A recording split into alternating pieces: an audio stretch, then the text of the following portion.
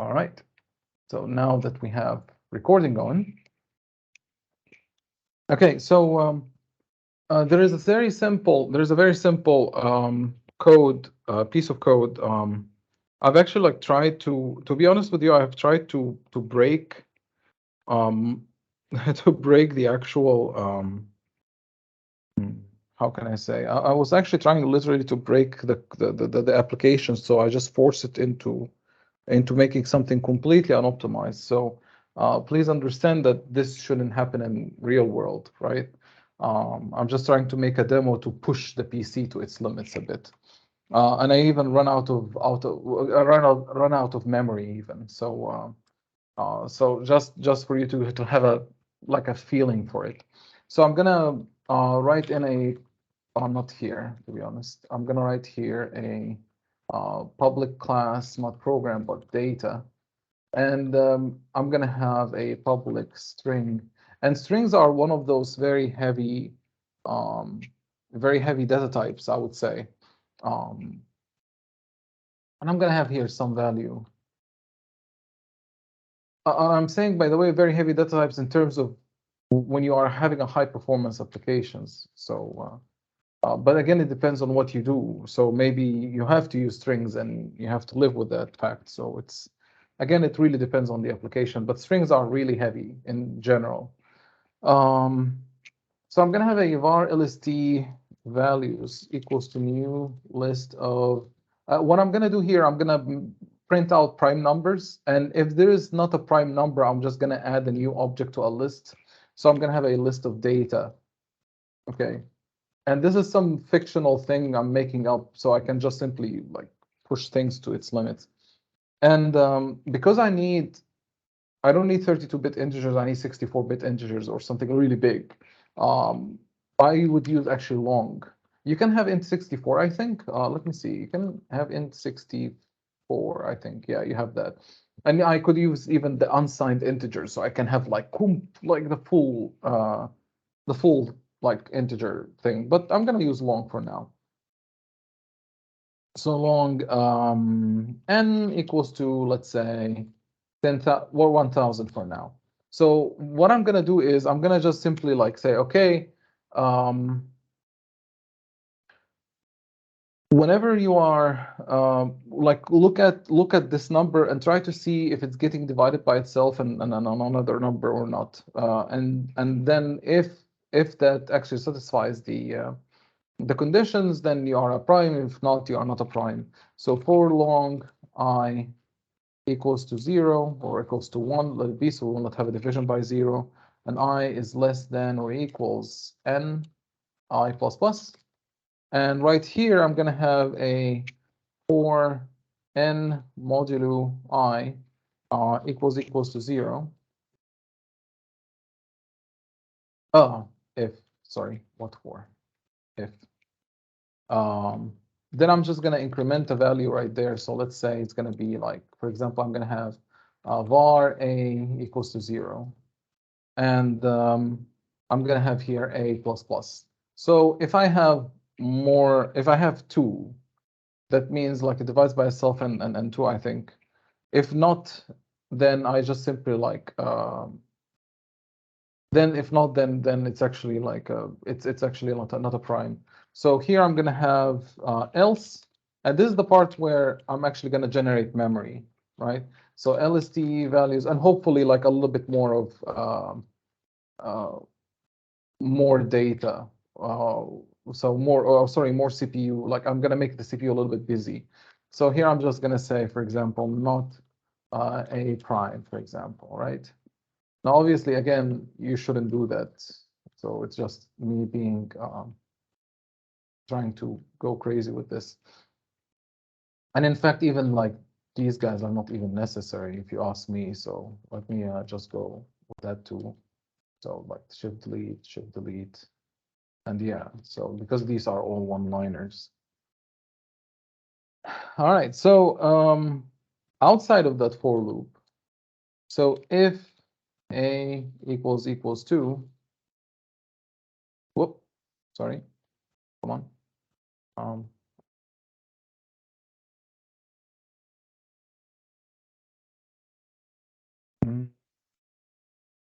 Okay, hang on. Let me try to, I think the thing has broken. I'm actually like remoting to my laptop in order for me to type on a keyboard because it's actually in tablet mode right now. Okay.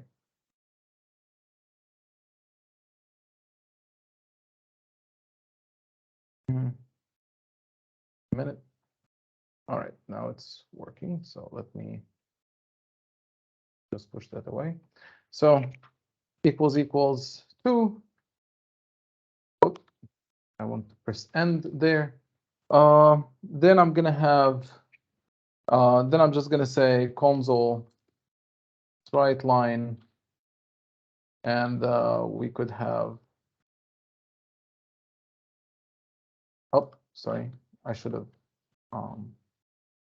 this and this and this, or, well, actually, yeah, I don't need even that. I can just simply say, well, yeah, I could actually say this. So n is prime.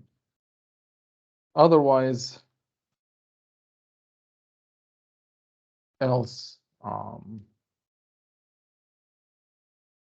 I could actually even copy this and just simply say this is not a prime. Right? So I'm just going to remove that and remove that. Now, without running any profiler, so this is 1000, right? So if I actually hit Control F5, this should run relatively fast, I think. So there you go. It's 1000 is not a prime. So I could actually like keep incrementing that number a bit. So let's say I'm going to add a bunch of zeros right there, right? So this for loop will take a little bit longer. So I hit Control F5 now, and now it's actually taking some time. And then it says not a prime. So it actually starts to consume some time here. So let me add one more, a couple more, before I run out of integer space. I hit Control F5. And let's see if I will run out of memory right now.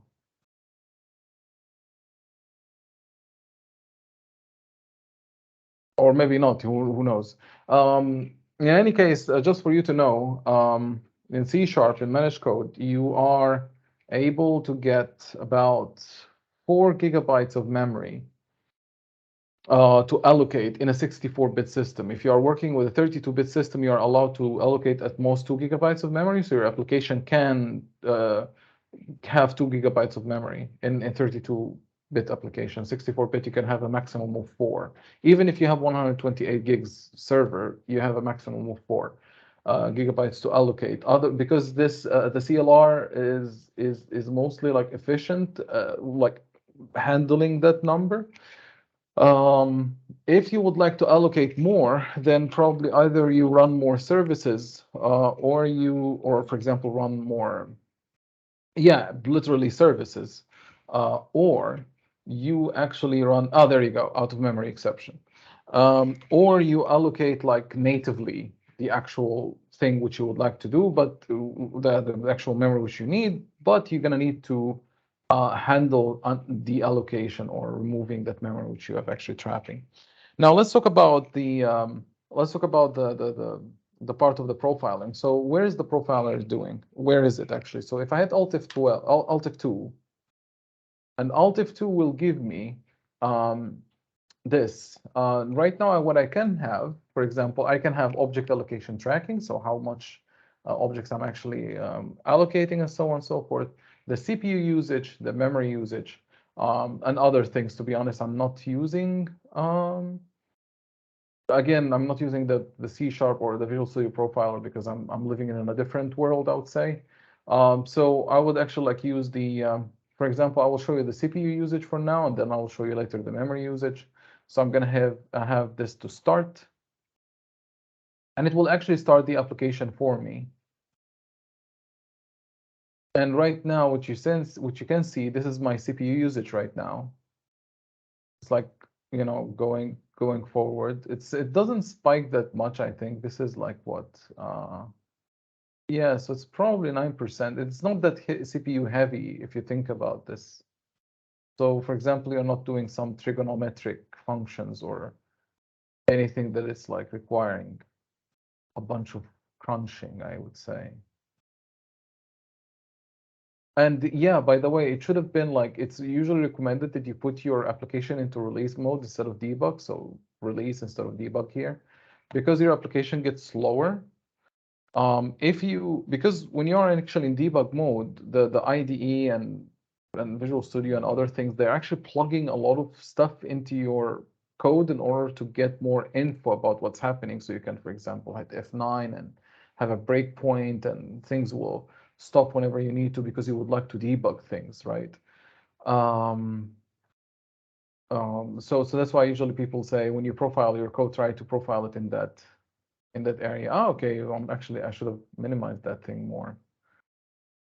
But let's see, what is the diagnostics?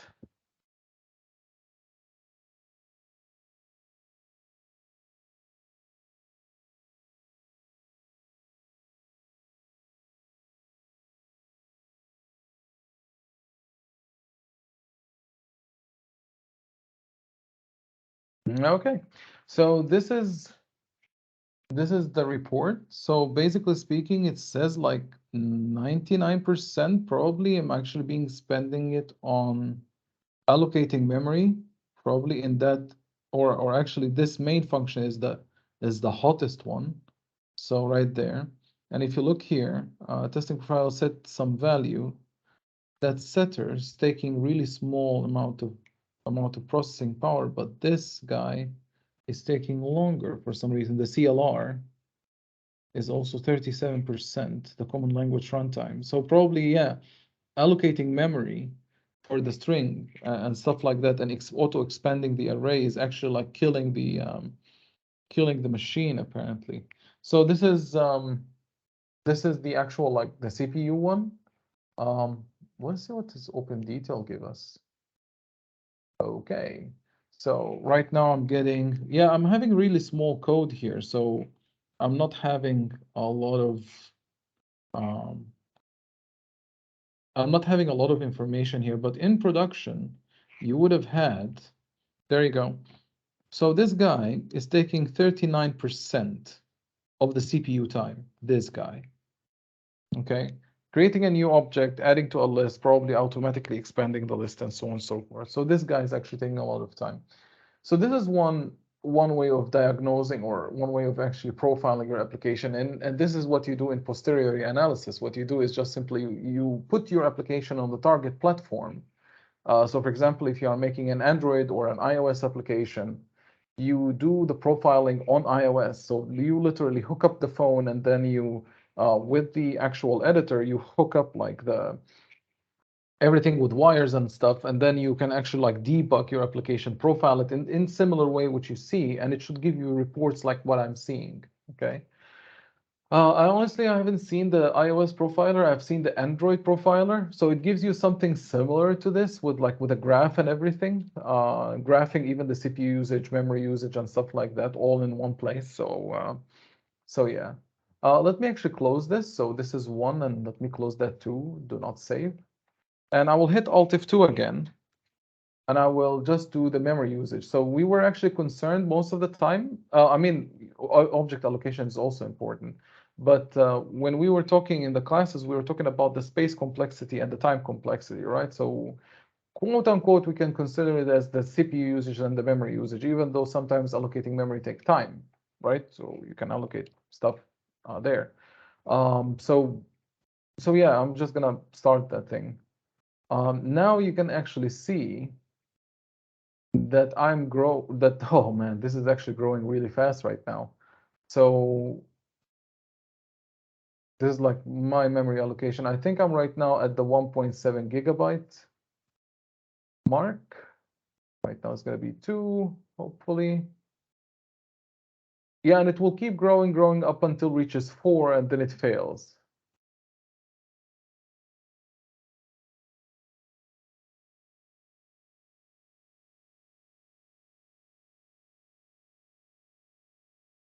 Then we'll give it some time, and then we will see the analysis afterwards. So this is how we would profile the application. Now, to be honest, like profiling the application in in real-time systems are actually quite different. So your application here runs, and then once it finishes running, we get the report. But in real-time applications, like in games or maybe even like electronics or something like that, I think at least in game development, we have like the profiler is running all the time along with the game. So we can actually test the stuff, even graphics as well. I think render doc for the GPU doesn't do that. We need to actually like stop frame by frame and stuff like that. Okay, so this thing has couldn't create manifest that I will not be able to reopen this session. Okay, this is sad. It should have actually given to me this thing. Hang on, let me try this again. Because the memory one is actually quite interesting. Let me start this again. Oh, well, actually, let me minimize this a bit so it doesn't like break that fast or break that. Oh, okay, I minimize it really. Honestly, I don't know why it gives me that error. But anyway, you get like, unfortunately, I don't have.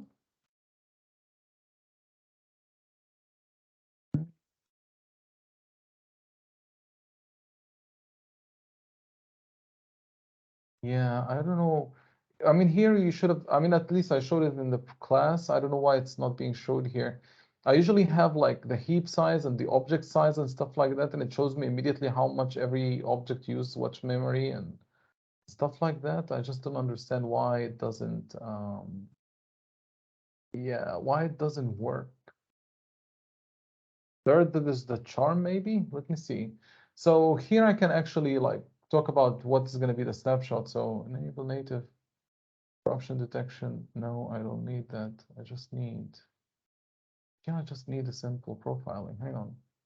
What happens if I give it more? So it doesn't. No, fine. One. I'll take just 1 0 out. And I'll like don't do again. Take the memory usage and start.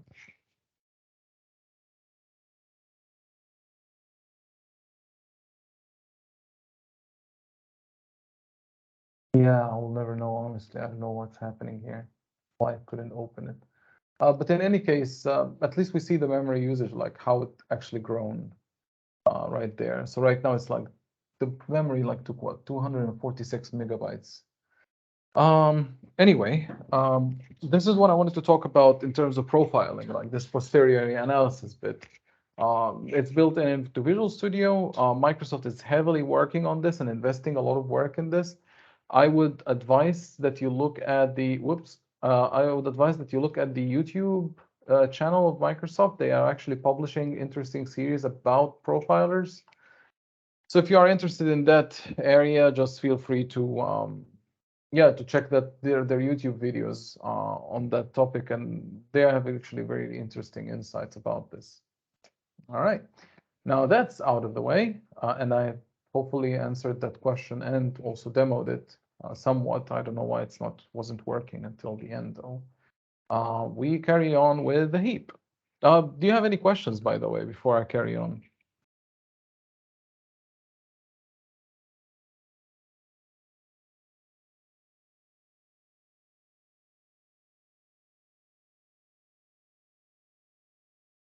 I'll consider this as a nope.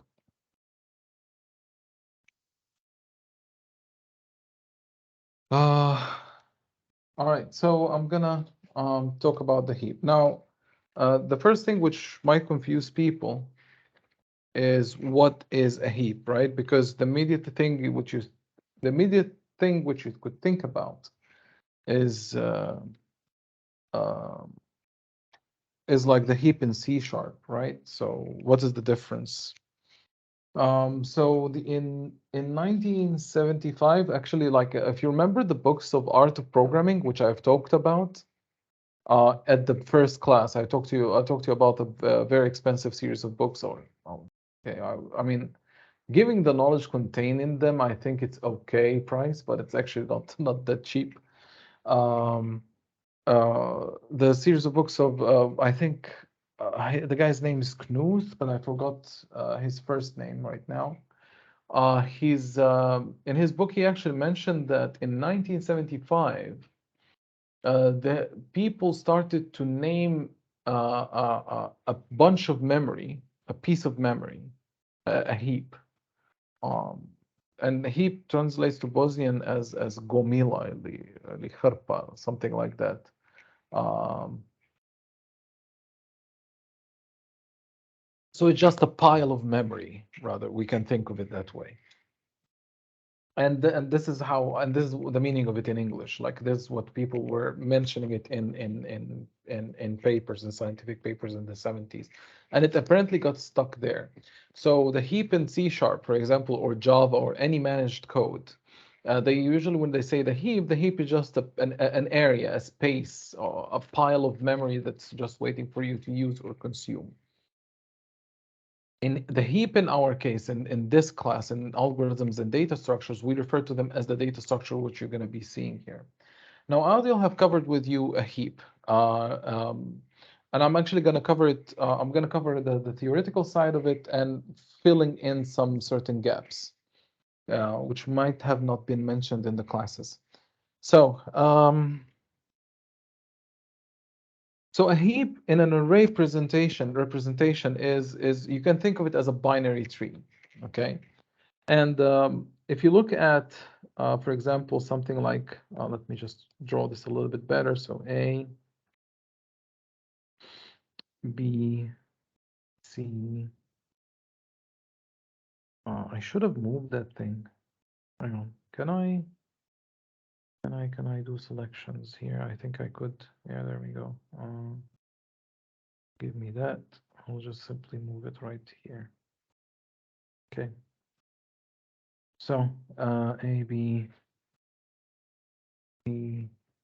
Then we have D, E, F, G. So this is a binary tree. And in books, you will find out that people are actually using one based array. And even sometimes they draw it in the book like with an empty element at the beginning. So for example, like if we have the array representation of a heap. Okay. So you have, for example, A, then B, C, D, F, then a bit more G. They actually start 1, 2, 3, 4, 5, 6, 7, and it's actually going to be easier for us to calculate things, right? In books, sometimes they even draw the empty slot, the 0 slot, and they are not using it. Okay, so it actually, like, you can see it in books in that way, but we don't need actually to draw it that way. And if you are having a 0-based array, you just simply add -1 to the whole thing. Okay, but for the time being, in order for us to, because we are using the whiteboard and we would like to calculate things a little bit easier, we will just simply say, we're going to use a 1-based array, nothing more. All right. So let's actually carry on. So this one is an example of a full binary tree, a heap, and we will discuss what is the difference, what are the differences in a minute. A heap also can be shown like so. So hang on. This is a B, B,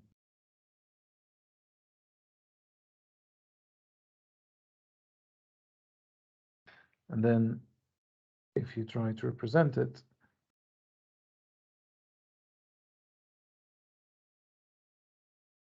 A,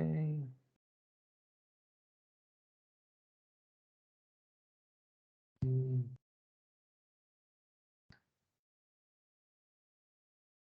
and E. All right, so 1, 2, 3, 4, 5. Okay. Now, so a heap can actually also look like that, and could also look like this. But it shouldn't actually look like that. But let's say that you have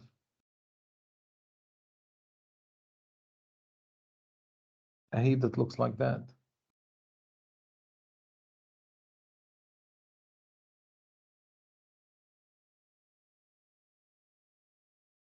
Okay, so what you will draw, or what you have in your array rather.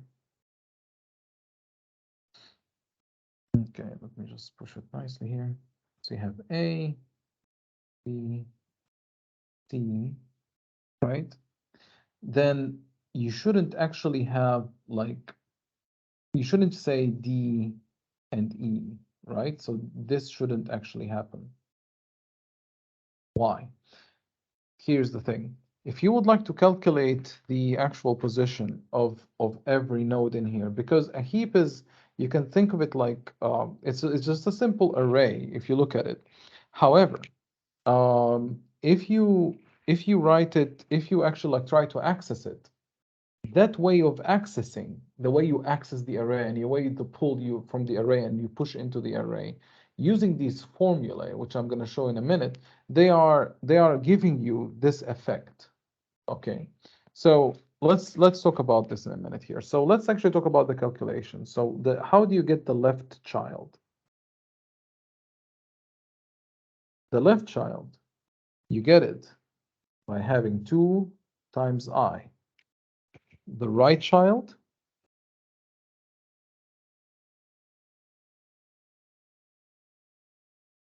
you get it by 2 times I plus 1.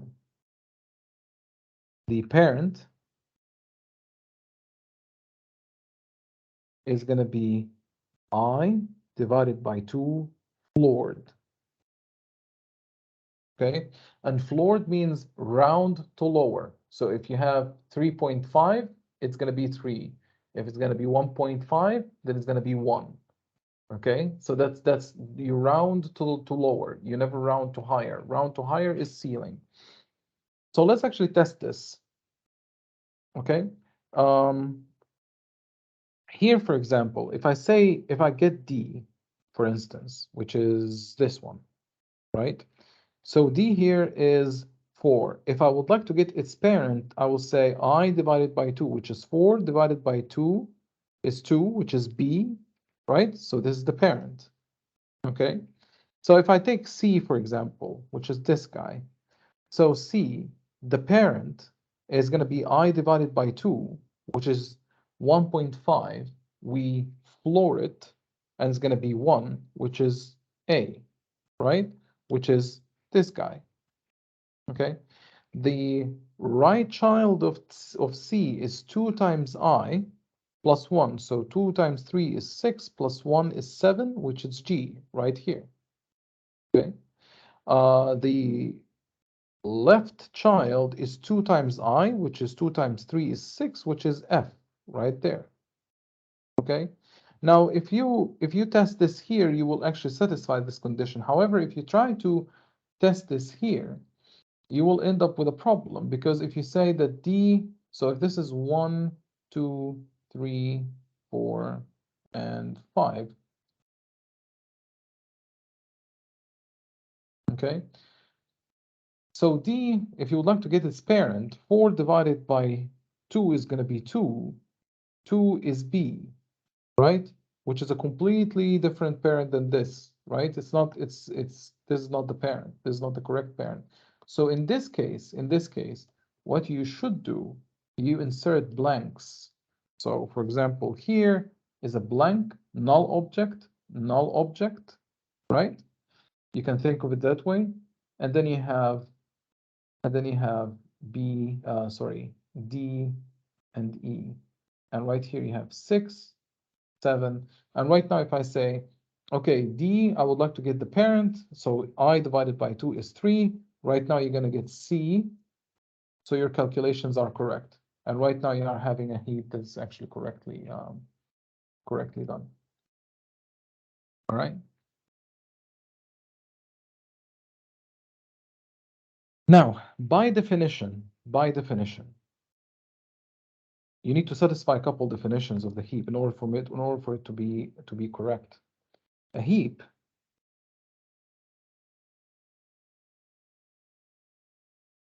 is a complete binary tree.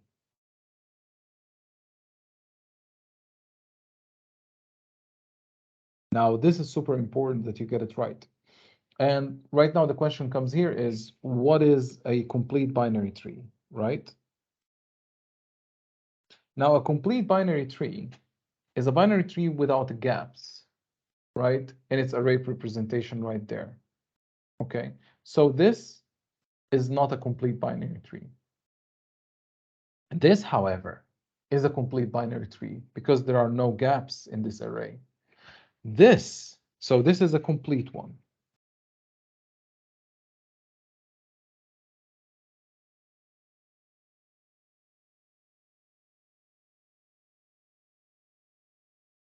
Let me write this down. A complete binary tree is a tree with no gaps in the array. Okay. This is a full binary tree. And a full binary tree is a complete one, obviously. However, it has the maximum number of nodes for its height. Okay. So this is very, very important. So what is the maximum node? The maximum, how do you calculate the maximum number of nodes for a given binary tree? You calculate it. So let me actually write this down here.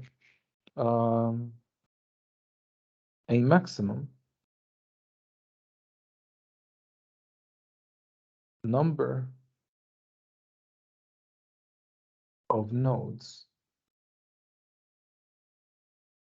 of a complete, or sorry, of a full binary tree. So the maximum number of node of a full binary tree. So like, or of a binary tree, like, yeah, or a complete one. It doesn't matter. So a complete binary tree is a full binary tree, by the way. Oh, sorry. A full binary tree is a complete binary tree, but you could have a complete binary tree that is not full like this. So that's why I'm saying this. Saying that this is a complete binary tree is also correct, but you cannot say that this is a full one because you don't have all the nodes in there. Okay, so a full binary tree, you fill the whole thing. So it's going to actually be calculated as 2 to the power of h plus 1 minus 1. Okay, where h is the actual height of a binary tree. So this is height 0, this is 1, this is 2, right? So for this guy, so okay, let's actually make it here. So this is 0, this is level 1, this is level 2. H plus 1, which is right now 2, so if the height 0, 1, 2, so the height of the binary tree is 2, it's going to be here 2 to the power of 3, right? So h, so 2 plus 1 is 3. 2 to the power of 3 is 8, minus 1 is going to be actually 7. And here you have 1, 2, 3, 4, 5, 6, 7 nodes. So right now you have a total of 7 nodes in a binary tree, in a full binary tree, okay? And this is how you can actually know like the maximum number of nodes within a given tree or binary tree, okay?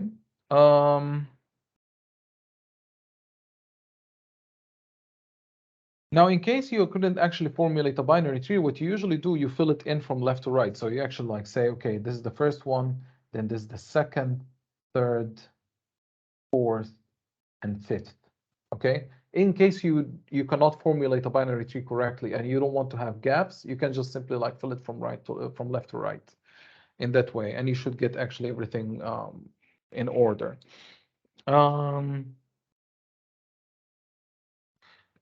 And that's it. So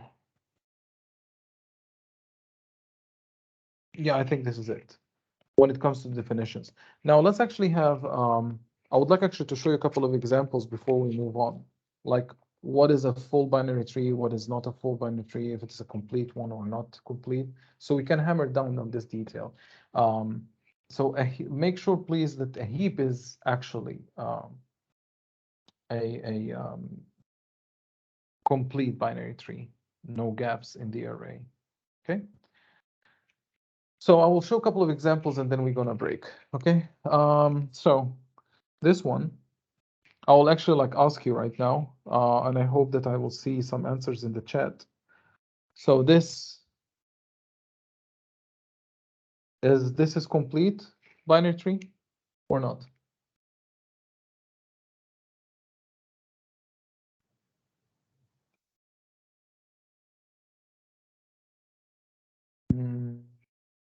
I don't know. I think you tried to say something. Yes. Okay. So this is a complete binary tree. Okay. Let's see. What about this?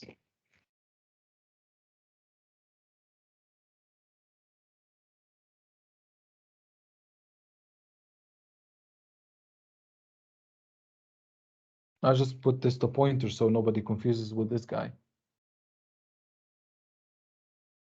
This is no. This is you were meaning, Peter. I don't know. You were saying this is a complete binary tree. Yes, the second one as well. No. Or actually, yes, it's complete. Yeah, because there are no gaps. True. So this one is complete. Binary trees. Okay. Let's see. What about this guy?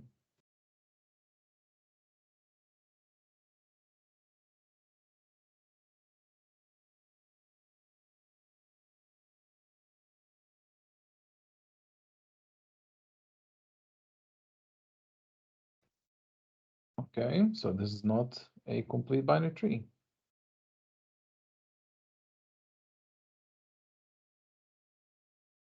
Okay, let's actually have fun more. Let's say this.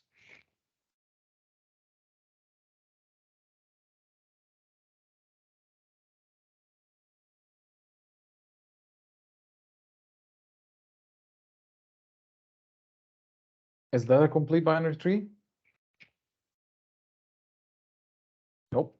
Okay, so this not complete binary tree. What about this?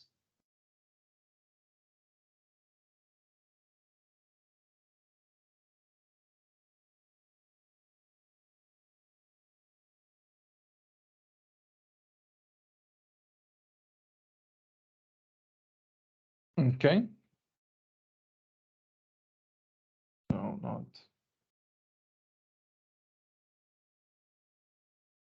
Okay.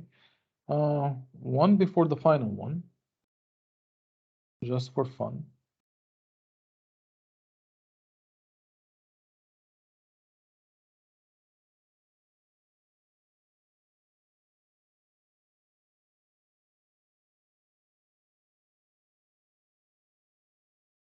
Okay, so this one is complete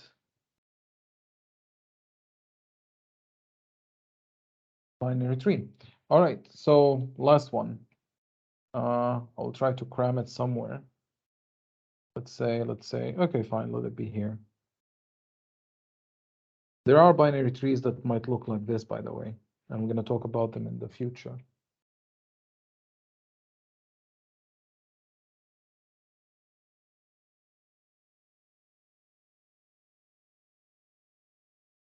Can anybody give me a guess? Okay, so this is not a complete binary binary tree. All right, so this is regarding like trying to get the definitions in your head, what a complete, what a full, what is a full binary tree, so we can actually satisfy the definition of a heap. So a heap, by definition, is a complete binary tree, and this is very important definition because when we add and remove from the heap, we need to satisfy that condition all the time. Okay, so I will give you a break of 10 minutes. So right now it's 1 and 13, 1 and 3. We get back at 1:15. Okay.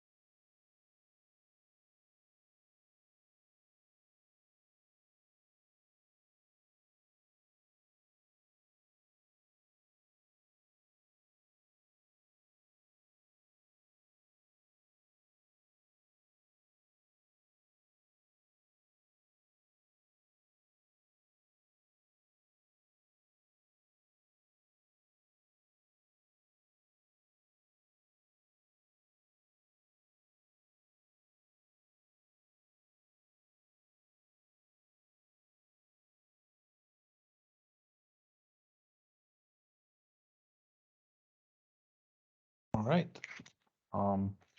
Hopefully you guys are back from the break and refreshed. So, let's talk about how we deal with heaps in general. I'm gonna actually define a couple of them, which exist, which is the maximum heap and the minimum heap, and then we're gonna talk about the insertion and deletion, or sorry, insertion and deletion, and uh, and eventually, um, what else? And eventually, if we have time, maybe we're gonna talk about heapify, but um, if we have time. Um, if not, then probably we're gonna defer it to the next class. Okay, so a maximum heap is a heap where the children, whoops, sorry about that, where the children are actually like whether the parent is larger than its children. Okay. Any parent is larger than or equals than its children. Okay, so I will write that down in a minute. So let's talk about here. So let me write this down. So maximum heap.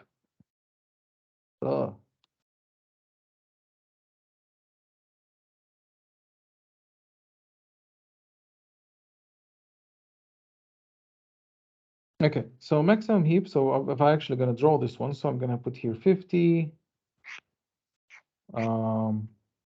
30, 20. Here's gonna be 8, 16, 10, and 15.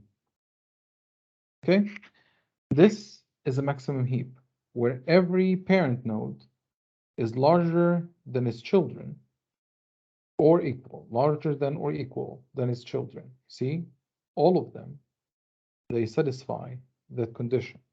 Okay, so if you have a heap like this, the array representation might look like this. So H for heap equals to 50,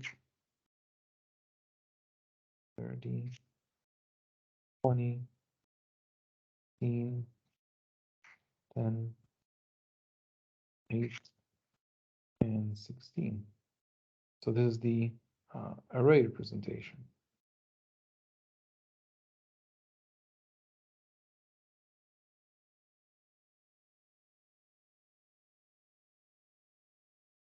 And let me write this down so nobody actually like misses this out. In a max heap,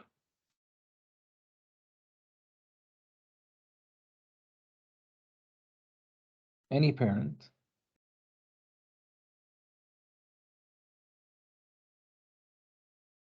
is greater than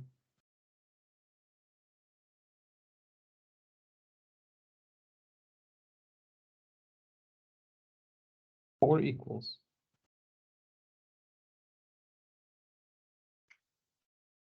or equals to its children. Let me take out the S so it will be grammatically a bit correct. To its children. Okay. This is the maximum heap. A minimum heap is the opposite, simply just the opposite. So let me write it here for completion. Minimum heap. So 10, here for example 30,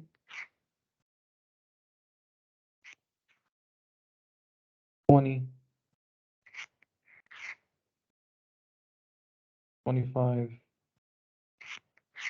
32, 40,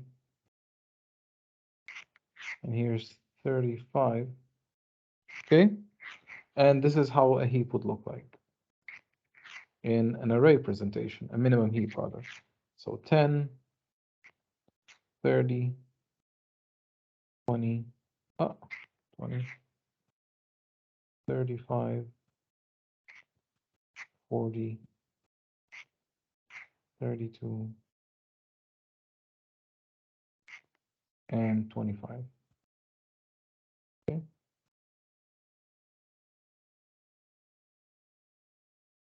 This is how a minimum heap would look like. So in a minimum heap,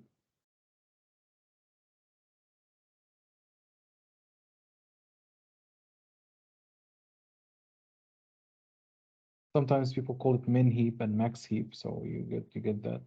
In a minimum heap, any parent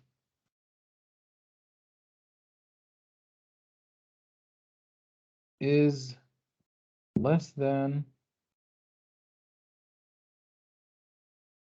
oh my God, minimum, less than or equal to its children. Okay. Now, let's talk about insertion. How can we insert into a heap? Okay. So let's talk about insertion here.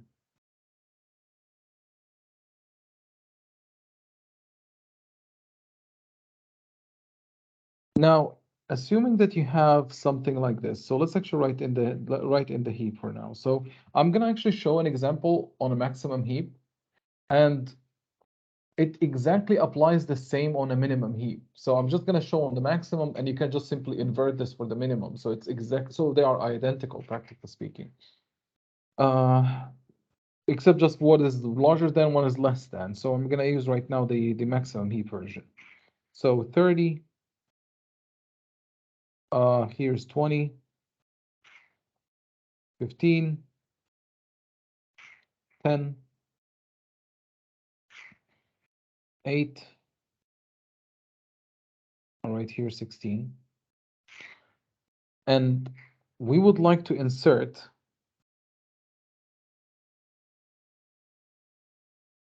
I would like to insert 60. And this is the array representation of it. So this is my heap in an array. So 50, 30, 20, 15, 10, 8, 16, and this is my array. Okay. Now here's the problem. If you would like to insert, an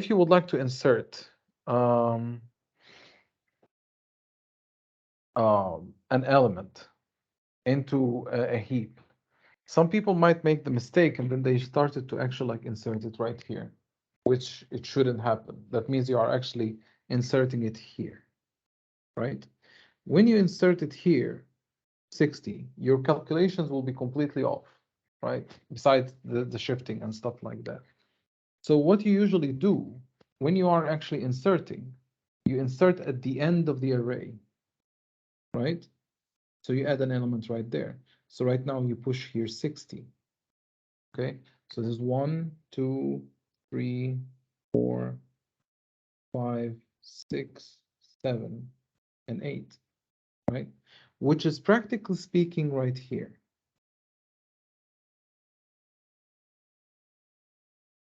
Okay.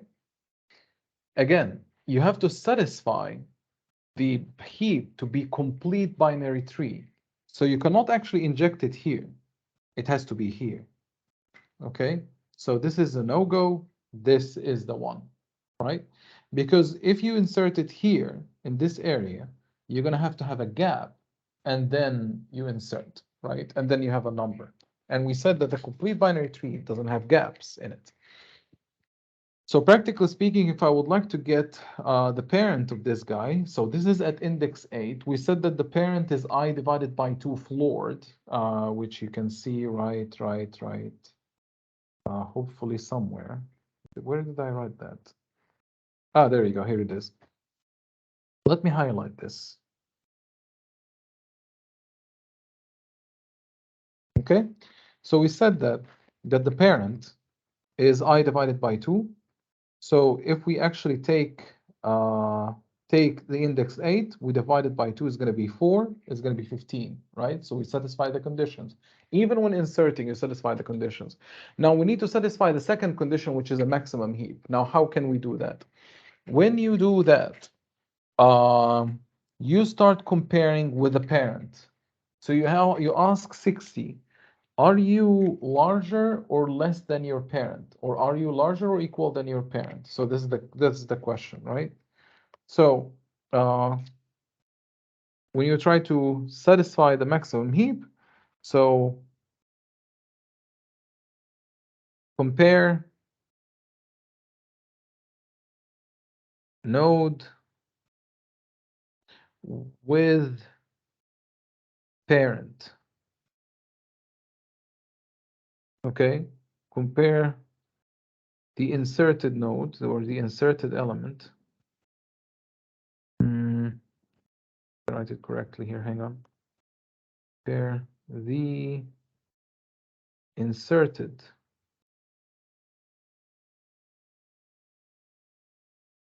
element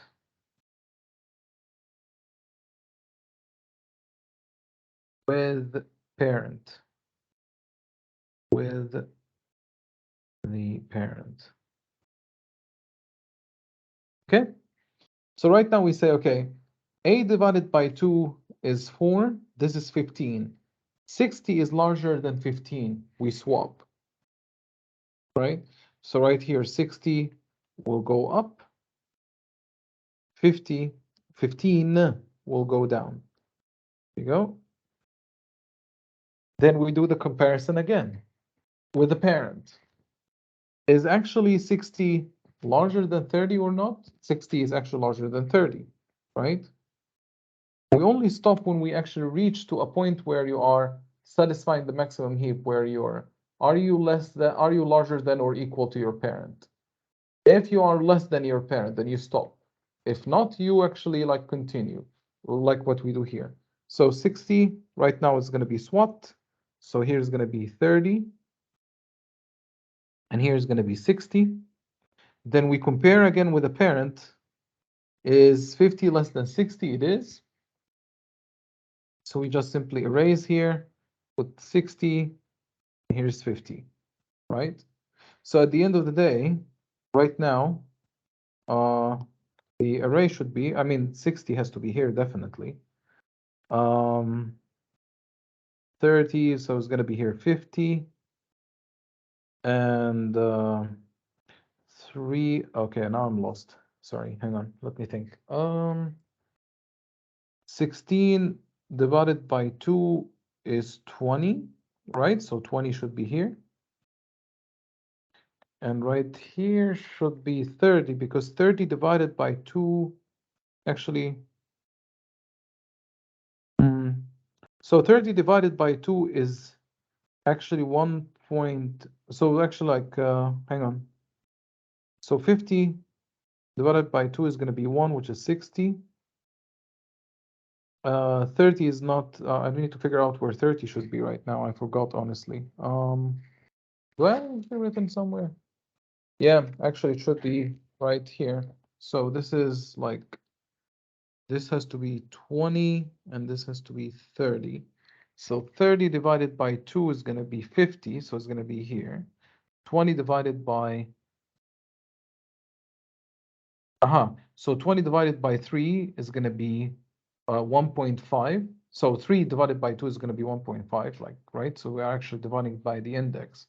So this divided by 2 is going to be 1.5. Floor is going to be 1, which is okay. Yeah, I think this is it. And 8 should be, if I divide this by 2, is going to be 3, which is okay. Oh, by the way, actually, let me think. So 60, 50, 20, 30, 10, 8, 8, 16, and 8 should be right here. So if I say 8 divided by 2 is going to be 4, should be 20 actually. Did I actually mix that up right now, the array representation? I actually should have probably I should have step-by-step swap instead of writing this all together. But then hang on, let me actually I would like to write this correctly. I probably messed things up a bit. So we said that, sorry about that. Hang on, let me actually get this right again. So this was actually at the beginning 50. Sorry, can I just Yeah. ask while doing that, can you please explain it, this dividing process? I'm not really sure I get it. Okay, absolutely. Okay. So 8, 16, and 60. Okay, I shouldn't actually do it that fast. I should have followed the array. So we said that these are the formulas, right? Parent I divided by 2. So we said that if you would like to get a parent of a node, so for example, let's see, I don't know if I've written this correctly, but let's see. So D is at index 4. So this is D divided by 2, right? If I would like to get the parent of D divided by 2, so this is the I, divided by 2 is going to be 2. That means I'm going to jump to index 2, where B is. This is B. So I'm actually getting the right parent. Okay. So I'm actually playing, all this is playing with indices. These are just only indices. We don't care about the values. These just indices. So the I is the indexing in the array. And the result of the calculation is another index in the array. Okay. So let's actually do that again together. So, all right, so we said that we're gonna insert. So let me actually push these guys into position again before we do the swapping. So I'm gonna actually do the swapping in the array and in the in the nodes, so we get this correct. All right, so 8, when we actually insert in a maximum heap or a minimum heap, it doesn't matter. We insert at the end of the array. Okay, we just add one more element. And right now we said we're going to compare with the parent. How can I get the parent of 60 or this node? We simply said that the parent, if you would like to get the index of the parent in the array, is I divided by 2 floored. Floored means rounding to the lowest. So 8 divided by 2, so this index 8 divided by 2 will give me 4, and 4 is the actual index here. I ask, what is the element inside 4? At the index 4, it says 15. Is 15 larger or less than 60? It is actually less, so we swap it. So right now I put here 60, and I put here 15, and here's going to be 15, and it's going to be here 60. Okay? Now, we didn't stop yet. We have to check. So I say, what is your parent? Right? So 60 currently at this index 4. The parent at index 4, we get it with this formula. And we say, okay, I, so 4, the index I at 4, divided by 2 is going to be 2. So we actually get this index, right? And then we say, okay, is the content of that element, is again the object or the number at that index in that array, is it less than the one which I'm currently having right now? It is. So we swap. So right now this becomes 60 and this becomes 30. Okay. And now we don't stop still. We have to compare, right? Hang on, I forgot to swap this. So this is 30. This is 60. And then we said, okay, we still haven't finished yet. We need to make sure that we fail the statement, the if statement. So I'm going to grab the index here. So at this index, give me the parent of that element. So I'm actually saying, okay, give me the parent. I divided by 2 is going to be 2. So 2 divided by 2 is going to be 1, sorry. So this is going to be 2 divided by 2, right? Which is this guy. And give me that element in here. and ask this element, because we got already the 1 index, tell me what if it is actually less or more. And since it's actually less, we do the swapping. So right now here is going to be 60, and here's going to be 50. So 60, and here is 50. All right. And right now we got a maximum heap. Okay. We satisfied both conditions. Every parent in the binary tree is actually larger than its children. And we have a complete binary tree, meaning there are no gaps in my array. I don't know who asked me to explain the indexing bit again, but is it clear? I cannot remember the name. I cannot see the. Oh, I asked you. Yes, now it's clear. Thank you. Okay. Okay. All right. So this is one bit of that. Now here's the interesting part, which I wanted to also ask you guys about. Let's actually do analysis here. The question is, what is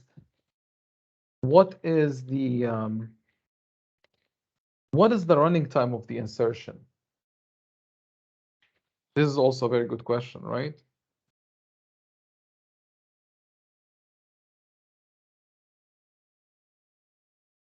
What is the runtime of the insertion? What is the time complexity of that thing? Now, the time complexity, if you look at this, you have the height. You are just simply swapping. You are all the time running by the height of the tree, right? Now, the height of the tree, one of the things which I've actually forgot to mention here, the height of the tree, I'm going to actually write it there. The height of a binary tree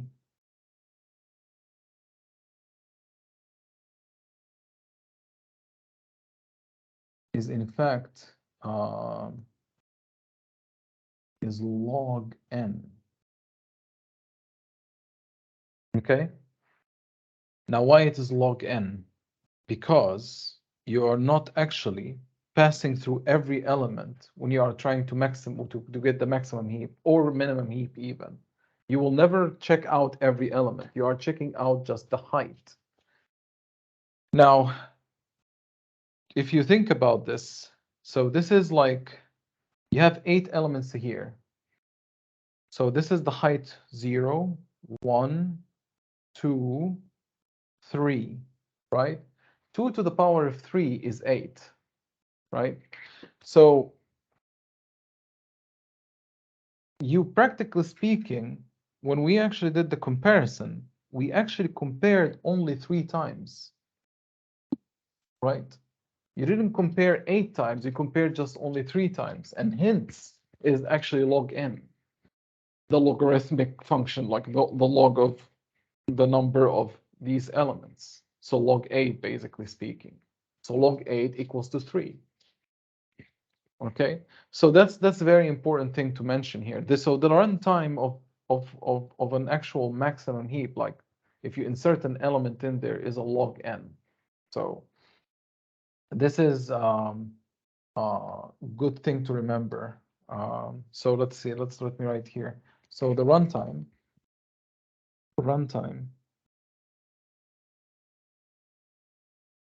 equals to log n. In fact, it's an order, right? Order of log n, a polynomial order. Okay, which is the asymptotic notation is going to be, can somebody remember?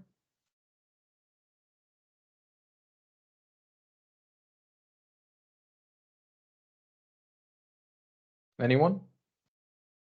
What is the asymptotic notation of this guy?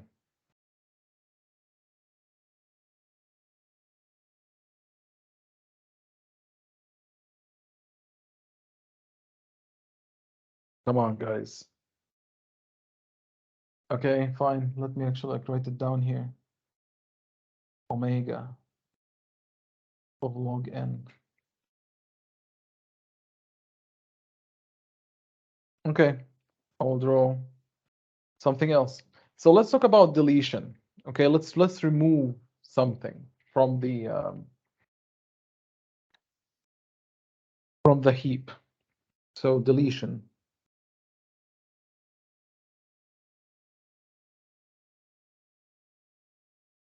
Now heaps are actually one of the best implementations in for a priority queue. If you would like to make a priority queue, you actually use a maximum heap. This is like the easier way of implementing the thing. I will use actually the same numbers here, so we can actually discuss this more.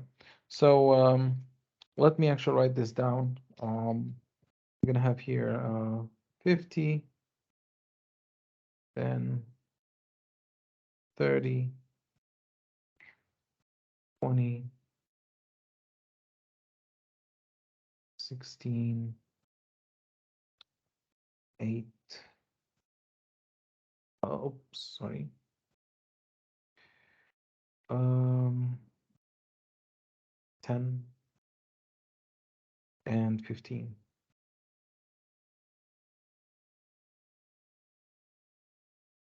This is the array representation. So 50, 30, 20, 15, 10,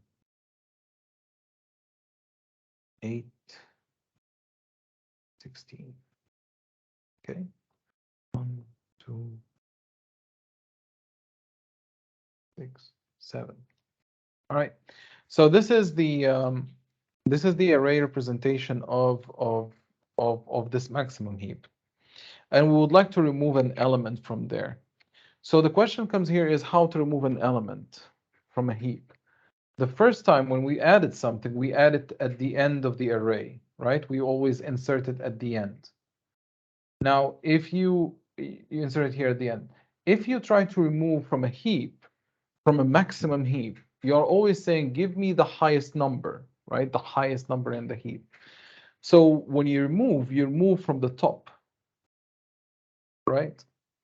You don't remove from the bottom, you remove from the top. So when we remove from the top, so let's say 50. 50, I get it, let's say, I make another variable. I'm going to call this temp equals to 50. The question here is, okay, I took the 50. So right there. Now the question comes here is, when I kick out 50, what should I do now? Right? How can I actually still satisfy the idea of having a complete binary tree? Because right now I have a gap here. Okay. And the easiest way to solve this problem is just you feed back, you take the last element in your array and you just simply feed it back here. Okay. So we swap the last element with the first element. So, or actually like just inject it back here. So right now 16 is not here anymore. It's going to be right here. So it's going to be 16 here. Okay. Now, of course, we need to satisfy the condition of a maximum heap, right? Because you cannot, because right now this element is actually lesser than one of these two.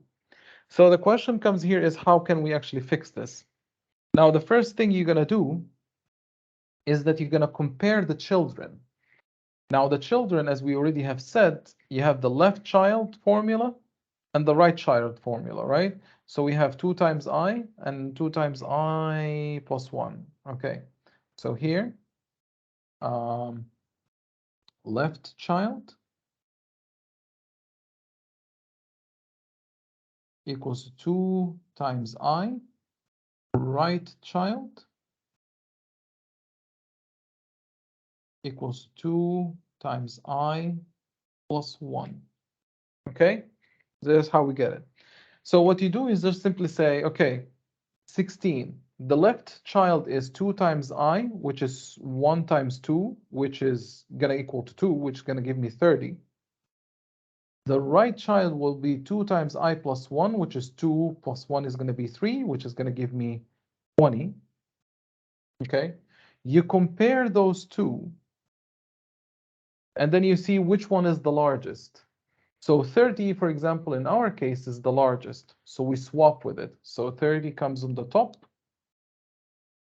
16 goes into the bottom. Okay. Now we are not done yet. Oh, hang on. We said that before I forget, because I'm going to forget this. So right now 30 at the top, 16 at the bottom. So 2 times. So if I would like to get the parent, according to this formula, right? 2 divided by 2 is going to be equal to 1, which is 30. We're satisfying this. Okay, perfect. Now let's get forward. We compare, we get the right child and the left child. So right child of 16, so 16 at 2. So the right child is going to be 2 times I, which is 2 times 2 plus 1, which is going to be 4, 5. So 2 times 2 is 4, plus 1 is 5, which is going to be 10, right? So here, I mean, index 5, which is going to be the element 10. And then 2 times I, which is 2 times 2, is going to be 4, which is going to be 15, right? So compare those two. Who's the largest? So 15 is the largest. Is 15 is larger than 16? It isn't. So we stop. So right now we satisfied the idea of having a complete binary tree, right? Because right now, actually, and a complete binary tree, and we satisfied the condition of a maximum heap. So right now, this actually array, we can think of it as has been shrunk. So this is the end of my actual heap, and this is it. Right now, I ignore that part. Okay, does this make any sense? Is it clear? It does. It makes sense. Is 16 deleted? The last 16. Just, I mean. You mean 50? No. The. No. 16 is not deleted. Remove. 16. No. 16 is here. Yes. But it's moved. But we have 16 2 times. 16 2 times. Yes. Oh. The last. Oh. Sorry. Sorry. Yeah, it's actually removed. Right. Thank you for mentioning this. I really didn't notice it. Thank you for mentioning this. This is right. So 16 is actually removed. Correct. So right now this is your binary tree. Exactly, it looks like this.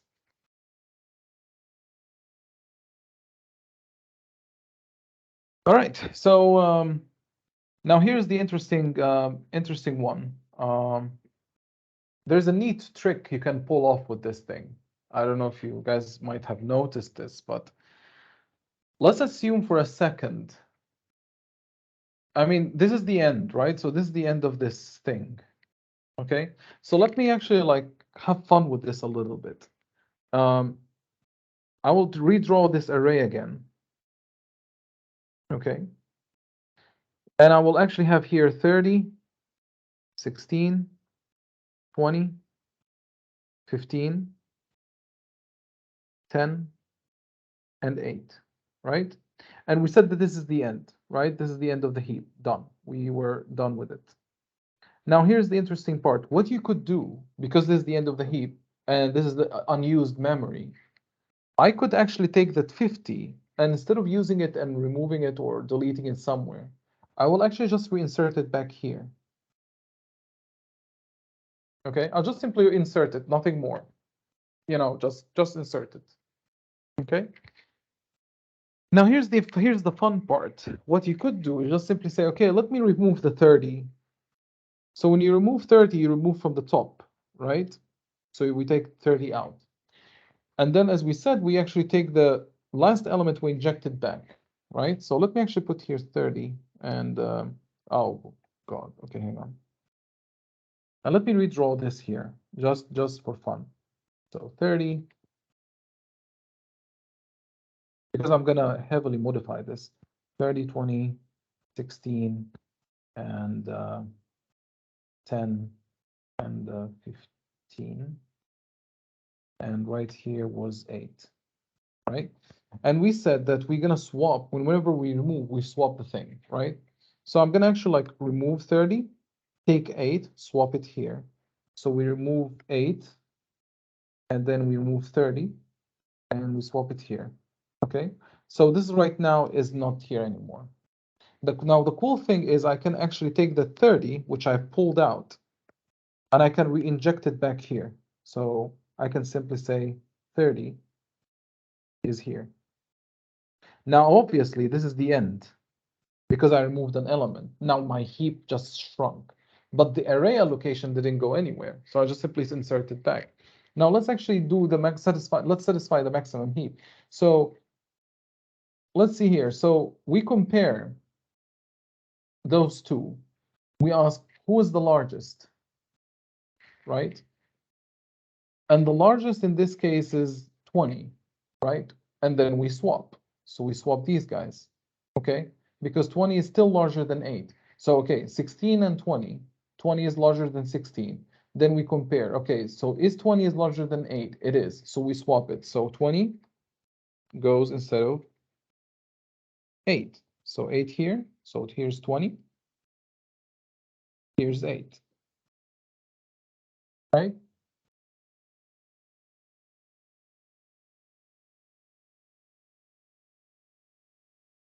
Now,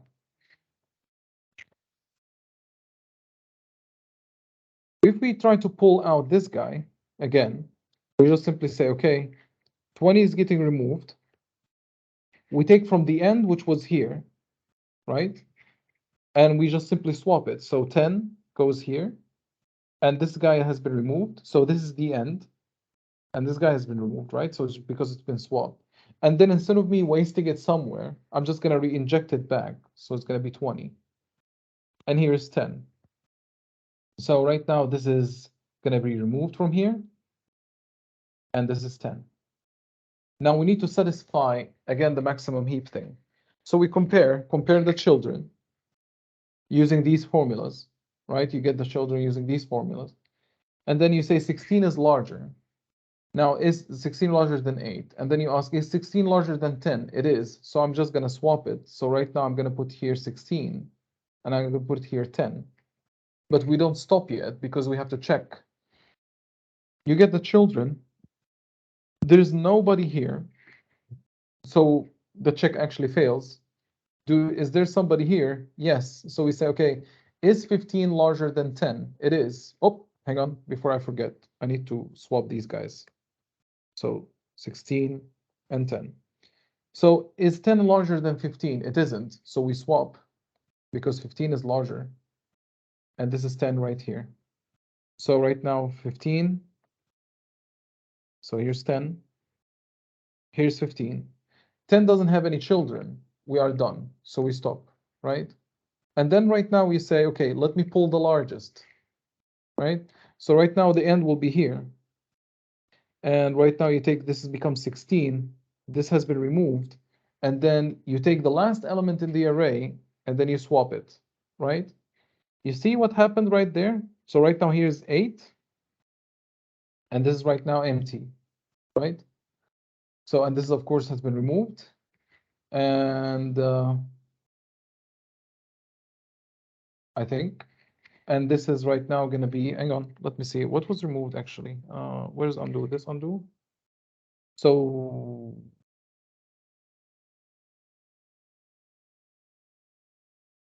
oh, I got lost suddenly, hang on.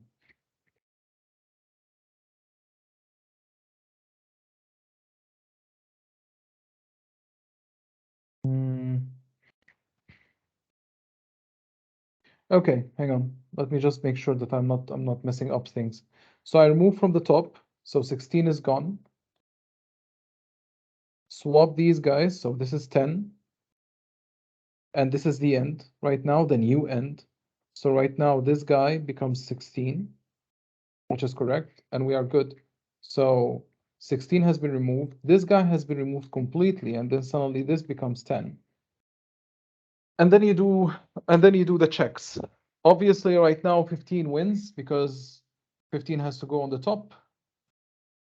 10 is going to go on the bottom because we need to have a maximum heap. We satisfy the maximum heap. So right now this is going to be here 15 and this is going to be 10.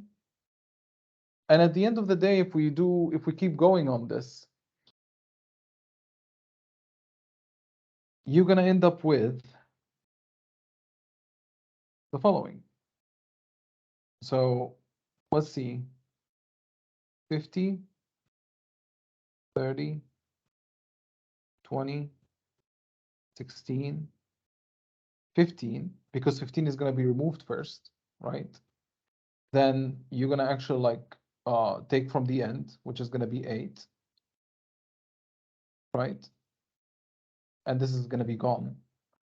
And then you're going to actually swap them because you need to maximize the heap to satisfy the maximum heap. So that's why it's going to actually 10 will be at the top and 8 will be at the bottom. And then when you pull out from the heap again, 10 will be here. And then at the end, 8 will be here. And then you got a sorted array, right? So if you keep pulling from the maximum heap, for example, in this case, or from a heap in general, and you keep re-injecting the elements at the back of the array again, because anyway, they are blanks, they are ignored, they are not part of the heap anymore. If you keep just emptying that heap, if you pull things one by one, you will end up with a sorted array. Okay. The maximum runtime for a heap sort, this is what we call heap sort, is going to be log n.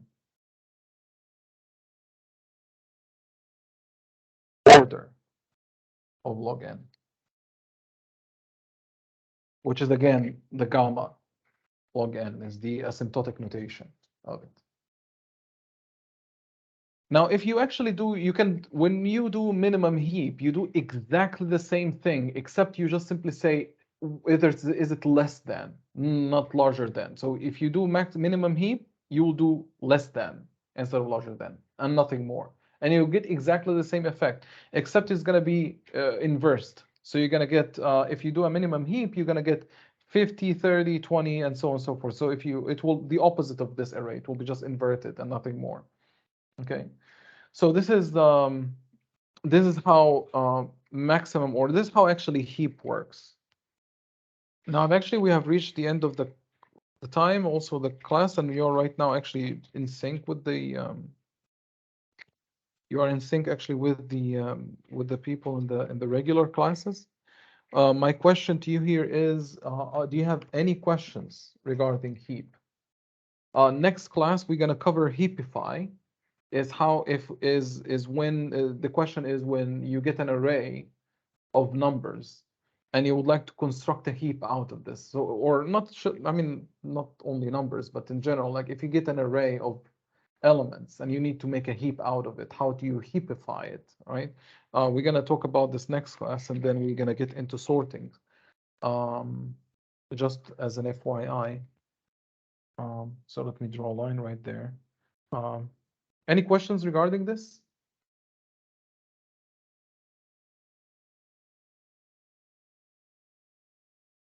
No. All right. I would assume that everything is clear, hopefully. If you still have any questions or anything and you were shy about it, or you would like to, or while you are learning, you get stuck somewhere, feel free to email me or send me a message on MS Teams, and I will be happy to help. And I will actually stop recording here.